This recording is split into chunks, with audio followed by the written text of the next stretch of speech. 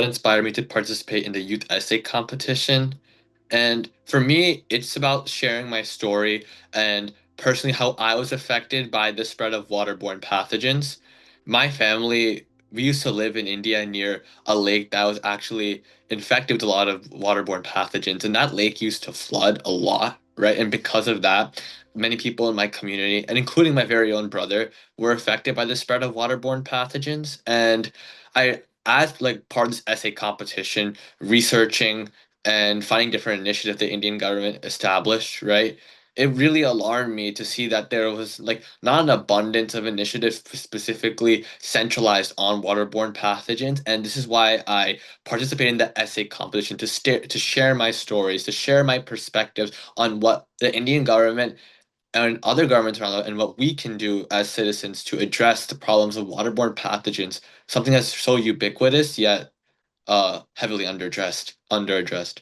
Learned about specific initiatives that can be or methods to address waterborne pathogens. One example I'll give you is metagenomics, right? Which is the study of genetic material directly from environmental samples, which is actually transformative tools for identifying waterborne pathogens in water. This method is quite novel, yet studies have shown that it is extremely accurate and more quicker than the traditional ways of identifying waterborne pathogens, which is why I mentioned it in my essay and something novel that governments can look forward to introduce for identifying waterborne pathogens.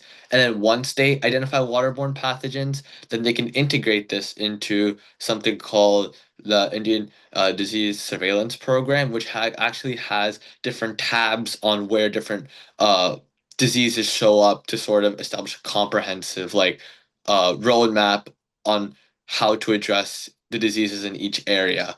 So that's something new I learned, like a lot more of the scientific nitty-gritty details under the scope of the problem. Most striking thing, to be honest, was like the ubiquity of the problem and then the elicited response. So in my research, I found that 1.32 million people are affected by the spread of waterborne pathogens. Specifically, they died from the spread of waterborne pathogens. And then looking at the current responses, it's like, wow, there's such a disparity in the magnitude of like the number of people affected and dead and like the uh let's say the development or the degree of the intervention strategies that are being implemented, right? So that like just how like think of like really thinking about this problem at its core, like water is something what's it called, rich or poor, like anywhere in the world, it's just so ubiquitous, and how governments can overlook it. It's quite surprising to me.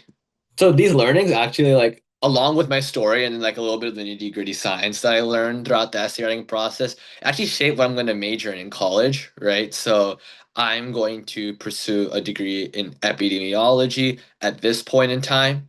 That's what I think I am going to do at this point after writing this essay, because it was really just a transformative experience, like seeing how illustrating my story combined with different sort of sciences sort of motivated me. Like I know it's something I really want to do because it's not only my story that I was really connected with. I really connected with the science part of it as well, which I was exposed to in the research process for this essay, right? And now it's like what's it called, from this entire process, like wow, like this is I know, like after really getting all these different streams of thought together, like this is what I want to do. So majoring in epidemiology in college, pursuing corresponding research, and then eventually trying to advocate towards governments using science as a medium for convincing these governments to take an advantage, to take an intervention.